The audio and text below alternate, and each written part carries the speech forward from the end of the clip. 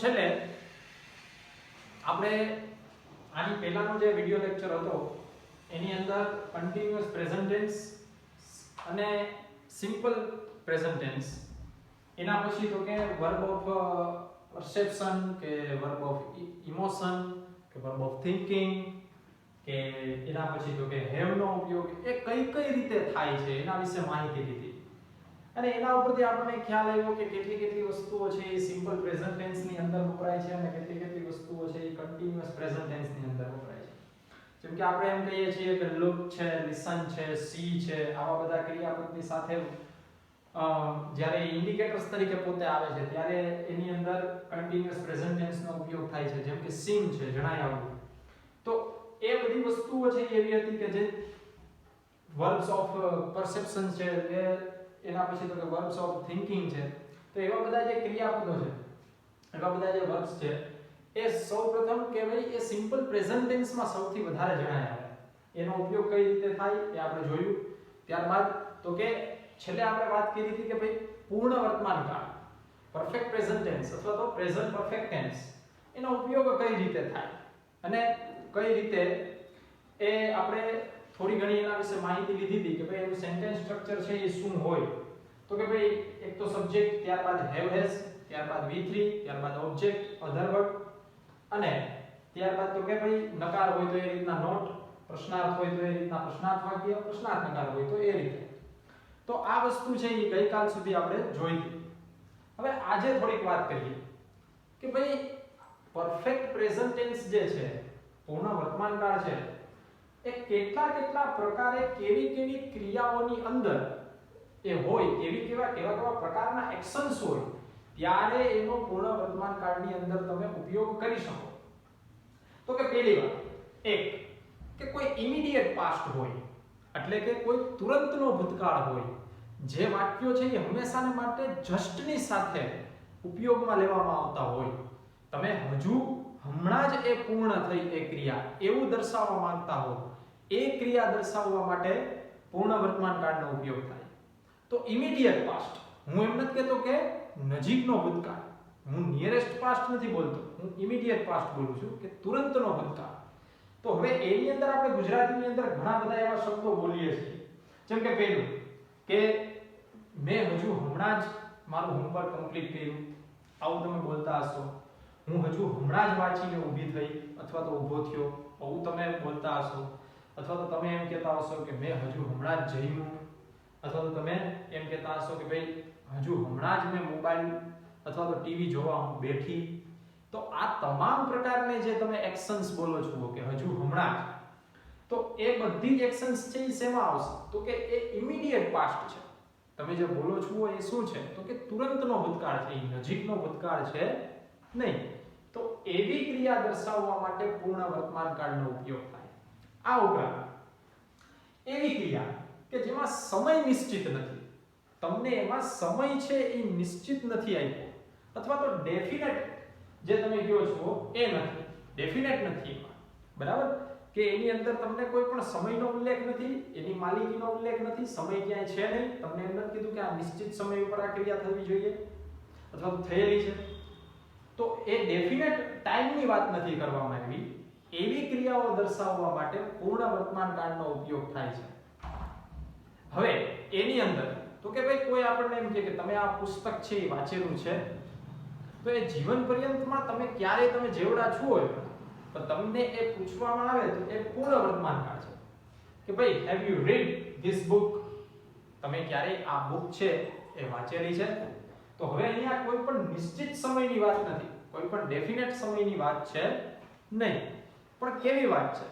તો કે ભાઈ તમે ક્યારે આ ક્રિયા છે એ કરેલી છે? તો એ નિશ્ચિત નથી. એ ઉપરાંત એવા પ્રકારની ક્રિયા કે જે ક્યાંક ને ક્યાંક ભૂતકાળની અંદર પૂર્ણ થઈ પણ એની અસર છે એ વર્તમાન ઉપર વધુ વર્તાય છે, અથવા તો એ ભૂતકાળમાં થઈ પણ તેની અસર છે, તેની ઇફેક્ટ છે એ વર્તમાનની અંદર ભૂતકાળ કરતાં વધુ વપરાય છે. તો એવી ક્રિયાઓ દર્શાવવા માટે પૂર્ણ વર્તમાન કાળનો ઉપયોગ થાય છે. એવો આપણે મુખ્ય એ જ રીતના પૂર્ણ વર્તમાન કાળને સમજીએ છીએ હંમેશા માટે કે ભાઈ એવી ક્રિયાઓ કે જે હજુ હમણાં પૂર્ણ થઈ પણ એની અસર છે એ ક્યાંક ને ક્યાંક છે. પણ હજુ હમણાં થઈ એ અલગ છે, સમય નિશ્ચિતતાની બાબતમાં એ અલગ છે, અને જે ક્રિયા ભૂતકાળમાં થઈ પણ એની અસર છે એ ક્યાંક ને ક્યાંક વર્તમાન ઉપર વધુ જણાય આવે છે ભૂતકાળ કરતા, એવી ક્રિયાઓ દર્શાવવા માટે પૂર્ણ વર્તમાન કાળનો ઉપયોગ થાય. અને છેલ્લે કે એવા પ્રકારની ક્રિયાઓ કે જે ભૂતકાળની અંદર ક્યાંક શરૂ થઈ અને વર્તમાન સુધી હજુ સુધી એ ચાલુ છે, આટલા પ્રકારની ક્રિયાઓ દર્શાવવા માટે પૂર્ણ વર્તમાન કાળનો ઉપયોગ થાય છે. તો મુખ્યત્વે 4 છે. એમાં પહેલું જોઈએ કે એવા પ્રકારની ક્રિયાઓ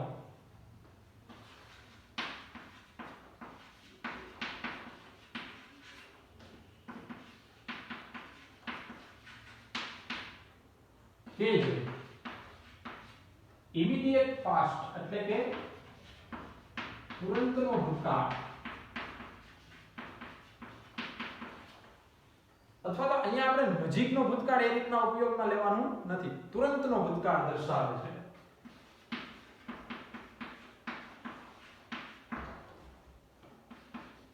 તેવી ક્રિયા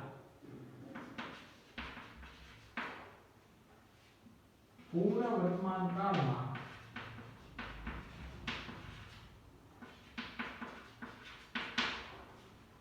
દર્શાવી શકાય છે. તો હવે એવી ક્રિયા પૂર્ણ વર્તમાન કાળની અંદર દર્શાવી શકાય છે.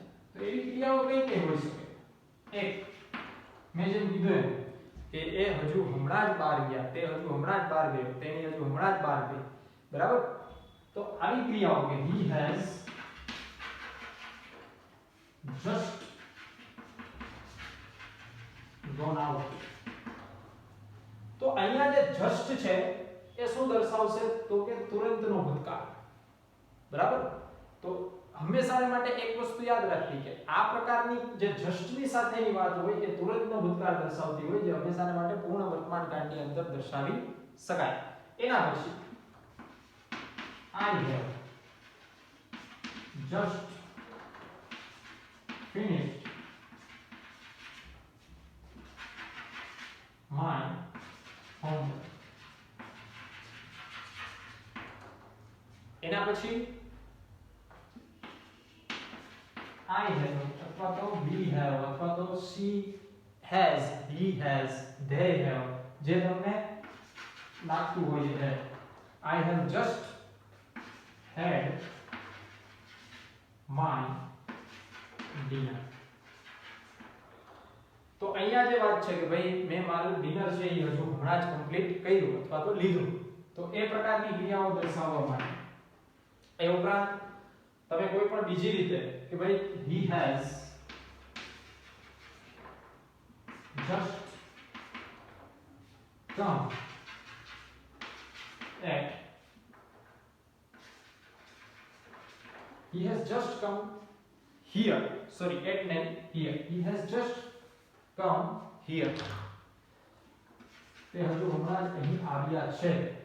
તો એવા પ્રકારની ક્રિયાઓ દર્શાવવા માટે પૂર્ણ વર્તમાન કાળનો ઉપયોગ થાય છે કે જે just ની સાથે હોય, બરાબર? એવી ક્રિયા. એના પછી તો કે એવા પ્રકારની ક્રિયાઓ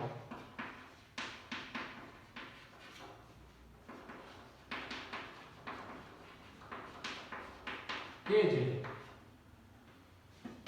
નિશ્ચિત સમય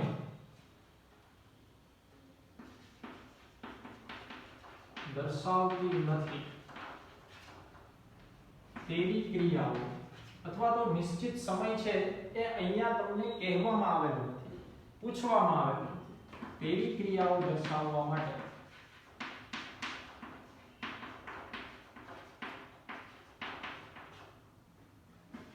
પૂર્ણ વર્તમાન કાળ વપરાય છે. હવે એની અંદર આપણે કોઈ પણ એક્ઝામ્પલ છે એ મૂકવા હોય તો કેવા એક્ઝામ્પલ આપી શકીએ? જેમ કે have you read the Jungle Book?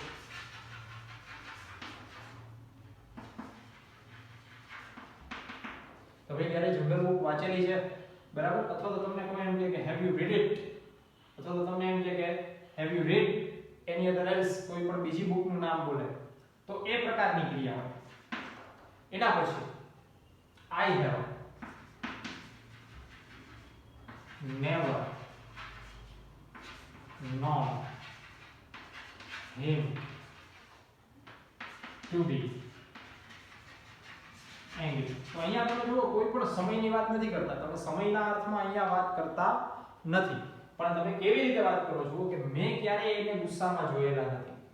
Okay, તો તમે એક સિમ્પલી રીતે વાત કરો છો કે કોઈ નિશ્ચિત સમયની વાત નથી કરતા કે મેં આજે 4 વાગે ગુસ્સામાં જોયા હતા બરાબર, અથવા તો ગયા શનિવારે મેં ગુસ્સામાં જોયા હતા. તો એ રીતે આમાં પૂર્ણ વર્તમાન કાળમાં વાત ન થાય બરાબર. તો એ જોયા હતા એ રીતની વાત કરો છો. તો એક ક્ષણિક થઈ જાય, ફરી પાછી તમે એને શેની અંદર તો કે એટલે તમારે પૂર્ણ ભૂતકાળની અંદર વાત કરવી પડે, પણ તમે ક્યારે જોયેલા નથી એ રીતના તમે વાત કરો છો ત્યારે એ શેમાં આવશે તો કે પૂર્ણ વર્તમાન કાળની અંદર બરાબર. એના પછી ત્રીજું આપણે એમ કહીએ કે he has been in Japan. તે જાપાનમાં છે. આને એક રીતે આપણે એ રીતે પણ કહી શકીએ કે જે નોન વર્બલ એક્શન કહેવાય. નોન વર્બલ એક્શન એટલે શું તો કે એમાં કોઈ પણ ક્રિયા દર્શાવેલી હોતી નથી, વર્બ ક્યાંય હોતું નથી. ત્યારે શું થાય તો કે જે સ્વતંત્ર 3 ક્રિયાપદ છે એમાંથી કોઈ પણ એક ક્રિયાપદ છે એને મૂકી દેવામાં આવે. જ્યારે એ પ્રકારની વાત થતી હોય નોન વર્બલ એક્શન હોય જેમાં ક્રિયા નથી હોતી, તો આને એક રીતે સમય નિશ્ચિત સમયના અર્થમાં તમે મૂકી શકો કે તે ઘણા બધા સમયથી જાપાનમાં છે, તે ઘણા બધા સમયથી જૂનાગઢમાં છે, તે ઘણા બધા સમયથી રાજકોટમાં છે, પણ ત્યાં એ શું કરે છે એની કોઈ પણ એક્શનની તમને ખબર નથી. તેવી ક્રિયાઓ દર્શાવવા માટે શેનો ઉપયોગ થાય તો કે પૂર્ણ વર્તમાન કાળનો ઉપયોગ થાય છે. હવે એના પછી એવા પ્રકારની ક્રિયાઓ કે જે એક ભૂતકાળની અંદર પૂર્ણ થઈ પણ એની અસર છે એ ભૂતકાળ કરતા વર્તમાનમાં વધુ જણાય આવે છે, તો એવી ક્રિયાઓ દર્શાવવા માટે પૂર્ણ વર્તમાન કાળનો ઉપયોગ થાય છે. ફોર એક્ઝામ્પલ, તમે કોઈ એવી ક્રિયા દર્શાવો કે જે આપણે એમ કહીએ એક્ઝામ્પલ તરીકે, પહેલા આપણે એક એક્ઝામ્પલ લઈએ. I have cut my finger. તો હવે આ ક્રિયા છે એ ભૂતકાળમાં પૂર્ણ થઈ પણ તેની અસર ભૂતકાળ કરતા વર્તમાનમાં વધુ જણાય આવે છે. તો તમે એના પછીની બીજી એક્શન છે એ શું હશે તો કે it is bleeding. બરાબર, તો આ રીતની વાત, તો એવા પ્રકારની ક્રિયાઓ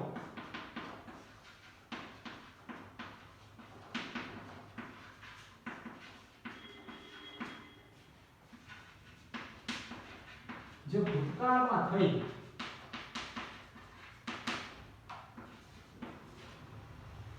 પરંતુ તેની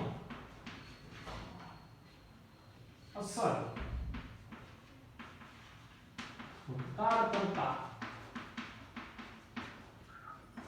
વર્તમાન પર વધુ છે તેવી ક્રિયા પૂર્ણ વર્તમાન કાળમાં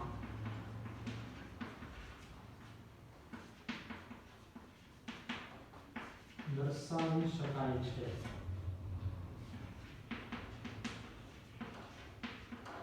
તો કોઈ એવી ક્રિયા છે જે ભૂતકાળની અંદર પૂર્ણ થઈ પણ તેની અસર છે એ ભૂતકાળ કરતા વર્તમાનમાં વધુ છે, ત્યારે તમે એને પૂર્ણ વર્તમાન કાળની અંદર દર્શાવી શકો છો. જેમ કે I have cut my finger, that means કે it's bleeding, કે ક્યાંક ને ક્યાંક એ શું છે તો કે બ્લીડિંગ થાય છે એટલે તમે એને શું કહો છો તો કે વર્તમાન ઉપર એની અસર વધારે છે કે પહેલી ક્રિયા શું થઈ કે I have cut my finger. Okay, એના પછી તમે એમ કહો I have finished my work. તો તમે શું કહેવા માંગો છો કે now I am free, હું અત્યારે હવે ફ્રી છું, મારી પાસે કોઈ કામ છે નહીં. તો એની અસર ભૂતકાળ કરતા ક્યાં છે તો કે વર્તમાન પર વધારે છે એવી ક્રિયા. તો એના માટે તમે શું કહો છો કે I have finished my work. હવે તમે અહીંયા માત્ર એટલું મૂકી દો કે I have just finished my work. તો એ શું થઈ ગયું તો કે immediate past થયું. પણ એ બંનેને ખાલી આપણે સમજવા માટે તમે ત્યાં just મૂકો કે ન મૂકો, પણ તમે સેન્સ કઈ લ્યો છો એની વાત છે. જે આપણે અત્યાર સુધીમાં ત્રણ વસ્તુ સમજી, એમાં ત્રણે ત્રણમાં આપણે એ જ કહેવાનું છે કે એ ખાલી સેન્સ છે કે આ પ્રકારની કોઈ પણ સિચ્યુએશન હોય તો પણ પૂર્ણ વર્તમાન કાળનો ઉપયોગ થાય, અને જે પેલી જે ઇમિડિયેટ પાસ્ટ છે એવા પ્રકારની કોઈ પણ એક્શન હોય તો પણ પૂર્ણ વર્તમાન કાળનો જ ઉપયોગ થાય. બરાબર? એટલે એમાં કઈ એવું નથી કે ભાઈ અહીંયા હું જસ્ટ લગાડું કે નો લગાડું એવા એક પ્રશ્ન સાથે આવતા નહીં. બરાબર? કે એવા કોઈ પ્રશ્ન કરવાની જરૂર છે નહીં, કે મનમાં એવા પ્રશ્ન ઉઠાડવાની જરૂર નથી કે અહીંયા મેં જસ્ટ લખ્યું હોય તો શું થાય. તો એનો મતલબ એવો છે કે તમે એવી સેન્સમાં વાત કરો છો કે તમે ઇમિડિયેટ પાસ્ટમાં વાત કરો, અને અહીંયા તમે શેની વાત કરો છો તો કે ભૂતકાળ કરતા વર્તમાનમાં એની અસર છે એ વધુ છે. બરાબર? જેમ કે અહીંયા તમે નામ આઈ ફ્રી, હવે મારી પાસે કોઈ કામ છે નહીં, અહીંયા તો કે I have cut my finger, પણ તમે એમ તો નહીં કહી શકો કે I have just cut my finger. બરાબર? કે મેં હજુ હમણાં જ મારું આંગળી જઈ હમણાં જ તોડી, બરાબર, ક્યાંક ને ક્યાંક કાપી નાખી. તો હવે એ તો જસ્ટ ની સાથે ન મૂકી શકાય, આને કહી શકાય. બરાબર? તો અહીંયા આપણે વધારે શું લેવું પડે તો કે વર્તમાન પર અસર વધારે. એટલે અહીંયા તમે જસ્ટ અવા વાક્યની અંદર સેન્સમાં જસ્ટ નો ઉપયોગ થતો નથી. તો એવા પ્રકારની ક્રિયાઓ કે જે આ રીતે આવતી હોય, એવી જ રીતે આપણે એમ કહીએ she has eaten. આ એટલી વાત થઈ કે she has eaten. હવે તમે અહીંયા પછી લંચ મૂકો, her lunch. તો એનો મતલબ એમ છે કે અહીંયા એને શું ખાધું કે શું હજુ હમણાં જ જમી એવું કંઈ કહેવાનું નથી, પણ તેને તેનો લંચ છે એ લઈ લીધું છે. she has eaten her lunch. તેને એનો લંચ લઈ લીધો છે. તો આ પ્રકારની ક્રિયાઓ દર્શાવવા માટે કેનો ઉપયોગ થાય તો કે પૂર્ણ વર્તમાન કાળનો ઉપયોગ થાય છે. એના પછી છેલ્લું તો કે ભાઈ એવા પ્રકારની ક્રિયાઓ કે જે ભૂતકાળની અંદર ક્યાંક ને ક્યાંક શરૂ થઈ અને હજુ વર્તમાનમાં ક્યાંક ને ક્યાંક ચાલુ છે, એવી ક્રિયાઓ દર્શાવવા માટે પૂર્ણ વર્તમાન કાળનો ઉપયોગ થાય છે. હવે એની અંદર ક્યાંક ને ક્યાંક ટાઈમિંગ તમે દર્શાવો છો એવા પ્રકારના વાક્ય છે. શેના? તો કે since અને for. since છે એ શું દર્શાવે અને for છે એ શું દર્શાવે?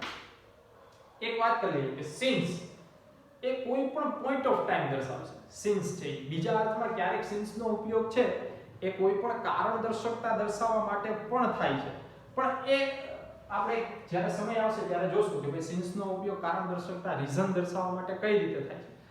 અહીંયા શું છે તો કે અહીંયા એ પૂર્ણ વર્તમાન કાળમાં કેનામાં ઉપયોગ થાય તો કે પોઈન્ટ ઓફ ટાઈમ, એ કોઈ પણ નિશ્ચિત સમય દર્શાવવા માટે, એક્ઝેક્ટ સમય દર્શાવવા માટે. જેમ કે આપણે એમ કહીએ કે since 1999, since 1998, since 1995, since 2005, 2015, 2020. તો આ પ્રકારના જે નિશ્ચિત સમય અથવા તો તમે કોઈ તારીખની વાત કરો છો, બરાબર, અથવા તો તમે એમ કહો કે since 2 o'clock, પછી તમે એમ કહો કે since Saturday, since Monday. તો આ છે એ એક્ઝેક્ટ વાર છે, એ પોઈન્ટ ઓફ ટાઈમ છે. since Tuesday, since Wednesday. તો પોઈન્ટ ઓફ ટાઈમ. અને બીજું શું દર્શાવે તો કે for છે એ પીરિયડ ઓફ ટાઈમ દર્શાવે, એક સમયગાળો. ફોર એક્ઝામ્પલ આપણે એમ કહીએ કે for 3 hours, for 3 weeks, for 3 months, બરાબર, for 3 years.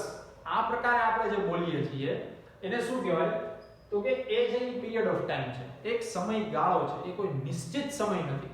બરાબર? આપણે બે રીતે બોલીએ કે I have waited for you since 2 o'clock, અથવા તો તમે એમ કહો કે I have been waiting for you since 2 o'clock.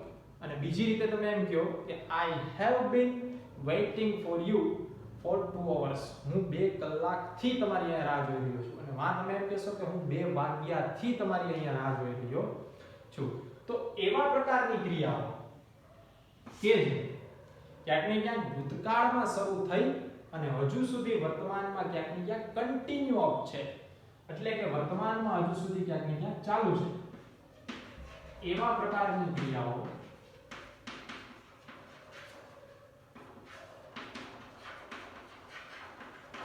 કે જે ભૂતકાળમાં શરૂ થઈ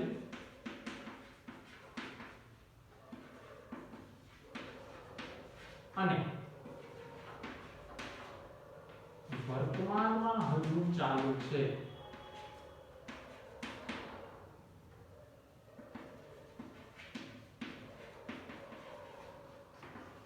કન્ટિન્યુ છે ઇન પ્રેઝન્ટ, ત્યારે તે ક્રિયા પૂર્ણ વર્તમાન કાળમાં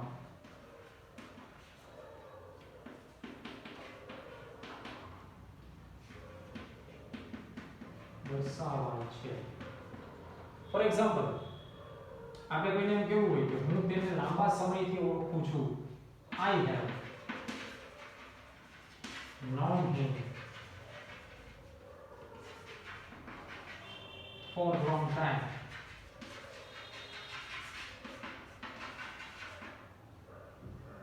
તો અહીંયા હું તેને એમ કહી શકાય કે હું તેને લાંબા સમયથી ઓળખું છું.